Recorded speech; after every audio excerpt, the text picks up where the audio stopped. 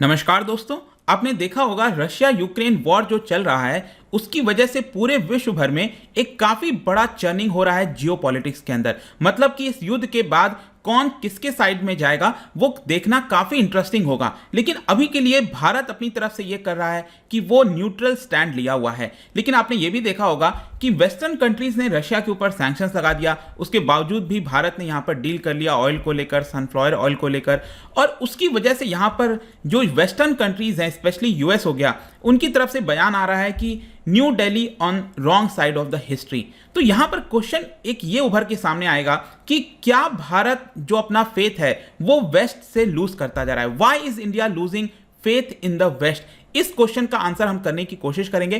काफी कुछ जानने को है इस वीडियो में, चलिए आगे बढ़ते हैं। लेकिन उसके पहले एक सबसे इंपॉर्टेंट अनाउंसमेंट यहां पर कर दूं कि यूपीएससी का कोर्स लेने का सबसे सुनहरा मौका इस समय आपके पास है, क्योंकि सिर्फ आज के लिए, जी हां, सिर्फ आज के लिए यहां पर आप कोड इस्तेमाल कर सकते हैं अंकित फ्लैश। और इससे जो यूपीएससी का 20,000 का कोर्स है वो सिर्फ 10,000 में आपको मिल जाएगा और वैलिडिटी डबल मिल जाएगी। 12 के बजाय 24 महीने की वैलिडिटी है। ध्यान रखिएगा, कोड इस्तेमाल करना है अंकित फ्लैश और सिर्फ आज के लिए वैलिडिटी आपको ये मिलेगी। और यहां पर अगर आप एमसीक्यूज अटेम्प्ट करना चाहते हैं तो मेरे इंस्टा पेज पर जा सकते हैं, वहां पर स्टोरीज में जितने भी एमसीक्यूज हैं उसको आप अटेम्प्ट कर पाएंगे। चलिए शुरुआत करते हैं। सबसे पहले हम यहां पर देखेंगे अभी एग्जैक्टली क्या हो रहा है। देखिए, भारत सरकार और उनके ऑफिशियल की तरफ से यहां पर मीडिया में एक खबर आई थी कि इंडियन ऑयल कॉर्पोरेशन ने यहां पर 3 मिलियन बैरल्स का जो डील है वो किया। उसके बाद एक और जो कंपनी है उसने भी यहां पर 2 मिलियन बैरल्स का डील कर लिया रशिया के साथ। और इसके अलावा लेटेस्ट मैं आपको खबर बताऊं तो भारत ने जो रशियन सनफ्लावर ऑयल है उसको रिकॉर्ड प्राइस पर खरीदा है।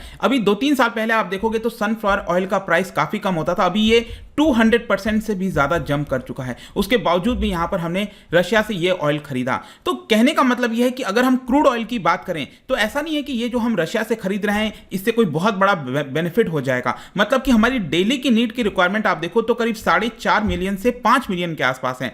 तो भले ही हम 3 मिलियन बैरल्स खरीद लें, 2 मिलियन बैरल्स खरीद लें, लेकिन इससे कोई बहुत बड़ा इंपैक्ट नहीं होना है। लेकिन यहां पर अगर आप सोच के देखिए, जो पेमेंट सिस्टम अगर दोनों के बीच में बैठ जाता है रुपये और रूबल का, तो आगे चलकर और इस तरह की यहां पर डील हो सकती है। लेकिन इन सब चीजों की वजह से यूनाइटेड स्टेट्स बिल्कुल भी खुश नहीं है। यहां पर जो उनके स्पोक्स पर्सन है जेन पेस्की, उनका यह कहना है कि इंडिया शुड वरी कि वो इतिहास के बुक में कौन से साइड में खड़ा रहना चाहता है। यहां पर अगर उन्होंने ये कहा कि अगर यहां पर भारत फर्दर ये डील करता रहा तो definitely Bharat wrong side of the history खड़ा रहेगा। ये यूनाइटेड स्टेट्स की तरफ से बयान है। लेकिन अगर इस तरह के डील और आगे होते हैं तो हम क्वेश्चन पूछ सकते हैं। 2 क्वेश्चन हमारे मन में आ सकता है।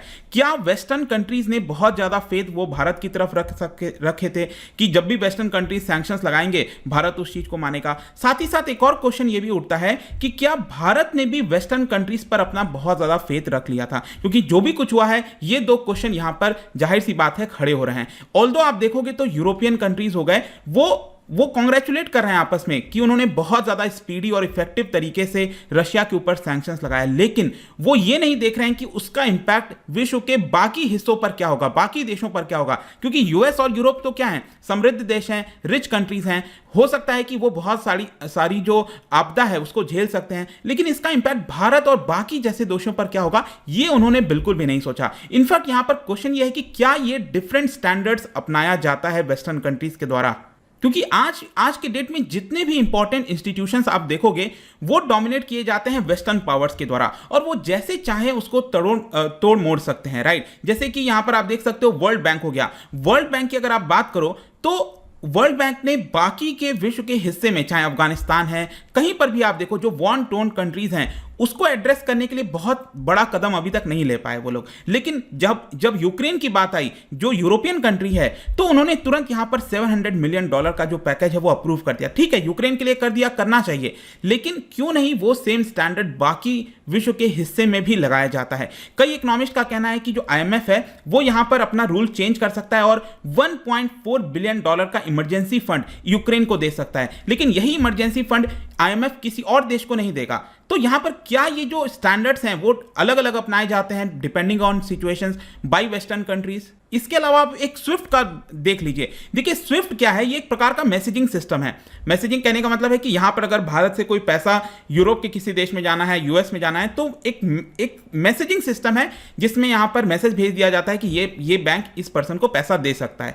तो वही होता है आपका स्विफ्ट। तो स्विफ्ट अभी तक यही सोचा जाता था कि एक ग्लोबल यूटिलिटी का काम करता है, कॉमन गुड के अंदर आता है। लेकिन जिस प्रकार से यहां पर रशियन बैंकों पर बैन लगाया गया है स्विफ्ट फाइनेंशियल मैसेजिंग सिस्टम का, उसकी वजह से आप कह सकते हो कि एक प्रकार का टूल बन गया है वेस्टर्न फॉरेन पॉलिसी के लिए। मतलब आज के डेट में जैसे चाहे वो उसका इस्तेमाल कर सकते हैं। इनफैक्ट उन्होंने कभी ये नहीं सोचा कि इसका भारत के ऊपर क्या असर आएगा, क्योंकि भारत का जो पेमेंट होता है, जो ऑयल ले लीजिए, फर्टिलाइजर्स ले लीजिए, वो रशिया के साथ होता है। तो वो हम कैसे मैनेज करेंगे, ऐसा वेस्टर्न कंट्रीज ने कभी नहीं सोचा। भारत का रिएक्शन अगर आप देखोगे तो वो सरप्राइजिंग नहीं है। इसी की वजह से हम कहीं ना कहीं रूपी और रूबल का जो ट्रेड है वो रशिया के साथ करने के लिए रेडी हो गए हैं।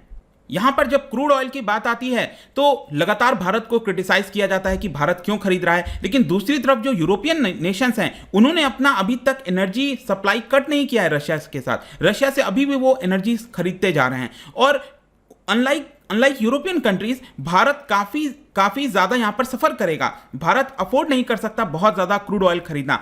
मान के चलिए अगर क्रूड ऑयल $70 पर बैरल से ज्यादा होता है एक महीने के लिए, तो इसकी वजह से देखिए जो रूपी है वो कोलैप्स हो सकती है। इसकी वजह से रिसेंटली आपने देखा आरबीआई को कदम उठाना पड़ गया। इसके अलावा जो गवर्नमेंट का स्पेंडिंग है वो बढ़ सकता है, इन्फ्लेशन काफी ज्यादा जा सकता है, और साथ ही साथ जो बैलेंस ऑफ पेमेंट क्राइसिस है वो आ सकती है। तो ये जो वेस्टर्न कंट्रीज करते हैं वो कभी ये नहीं सोचते कि भारत जैसी डेवलपिंग कंट्रीज के ऊपर क्या असर पड़ेगा। हमने ऑलरेडी जो बैलेंस ऑफ पेमेंट क्राइसिस है वो पहले देख रखा है। चाहे आप 1991 की बात करिए, 2012 में भी कुछ उसी तरह का सिचुएशन आ रहा था, और भारत कभी नहीं चाहेगा कि यह सिचुएशन दोबारा हमें यहां पर देखनी पड़े। और इसके अलावा यहां पर क्वेश्चन यह भी आता है कि क्या जो अमेरिका है, क्या वो हिपोक्रेटिकल टॉक्स करता है, क्या वो हिपोक्रेटिकल बातचीत करता है। जैसे कि यहां पर आप ईरान का एग्जाम्पल लीजिए।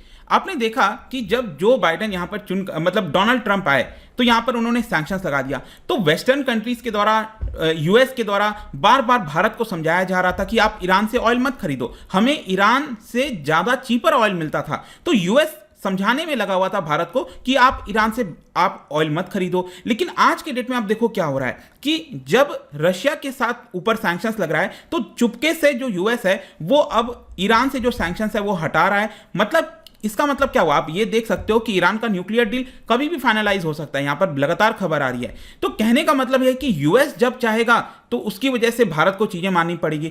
यूएस कहेगा कि आप ईरान से ऑयल मत खरीदो, क्या हम नहीं खरीदें? यूएस कहेगा कि आप खरीद लो, तो हम क्या खरीदें? तो ये जो हिपोक्रेटिकल टॉक्स है ना अमेरिका की, वो एक बहुत बड़ा प्रॉब्लम है। और इसकी वजह से आप कह सकते हो कि भारत का जो फेथ है वेस्टर्न कंट्रीज के ऊपर वो लगातार कम होता जा रहा है। इसके और भी कई कारण हैं, मैं आपको जैसे बताता हूं। जैसे यूएस और यूरोप जो है वो एक्सपेक्ट करता है कि बाकी के जितने देश हैं, भारत हो गया, बाकी के जितने देश हैं, उनको कॉस्ट बेयर करना चाहिए। अब हमारे लिए तो कॉस्ट बढ़ रहा है ना आज के डेट में। ये जो वॉर हो रही है जिसकी वजह से सैंक्शंस लगा रहे हैं, कमोडिटी के प्राइसेस बढ़ रहे हैं, ऑयल के प्राइसेस बढ़ रहे हैं, तो भारत को इसकी कॉस्ट बेयर करनी पड़ी है। लेकिन दूसरी तरफ यहां पर वेस्टर्न कंट्रीज जो पॉलिश फाइटर जेट्स हैं उसको यूक्रेन नहीं भेज रहे हैं, उनको डर लग रहा है, तो वो अपना कॉस्ट नहीं बेयर कर रहे हैं। इसके अलावा लॉन्ग टर्म में भारत को एक सबसे बड़ा डर ये भी है कि अगर सैंक्शंस रशिया के ऊपर लगाया जाता है तो चाइना क्या होगा, और ज्यादा, मतलब रशिया चाइना और ज्यादा नजदीक आ जाएंगे। और भारत ये चीज नहीं चाहेगा कि इतना ज्यादा करीब आ जाए जिसकी वजह से भारत को यहां पर नुकसान झेलना पड़े।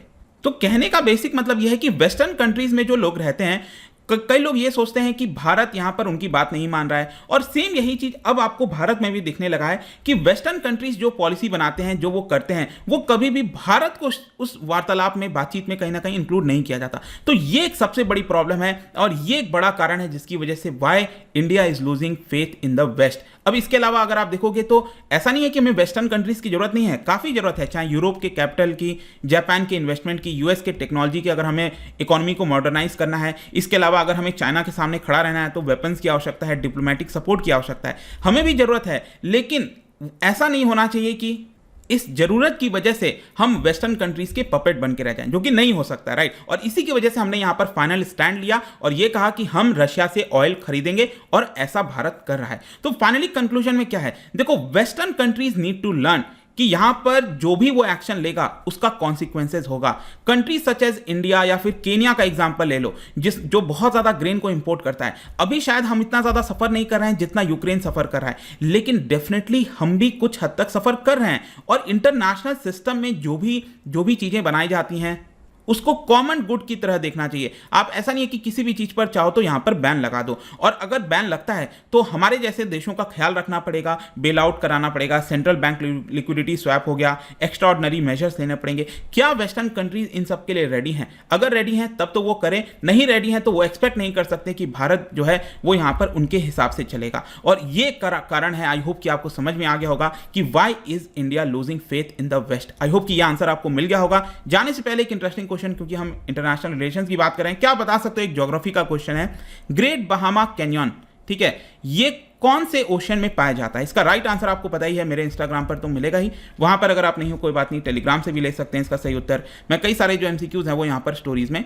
डालता रहता हूं। बाकी अगर आपको पीडीएफ चाहिए तो टेलीग्राम पर आइए, अलग अलग सोशल मीडिया पर भी आप जुड़ पाएंगे। और जैसा मैंने बताया, आज आखिरी डेट है यूपीएससी का कोर्स लेने का स्टडी IQ पर। Simply use this code Ankit flash on our app या फिर वेबसाइट पर, और बहुत ही कम दाम पर, मतलब आज ही के लिए इससे बड़ा ऑफर नहीं आएगा, और डबल वैलिडिटी भी आपको यहां पर मिल रही है।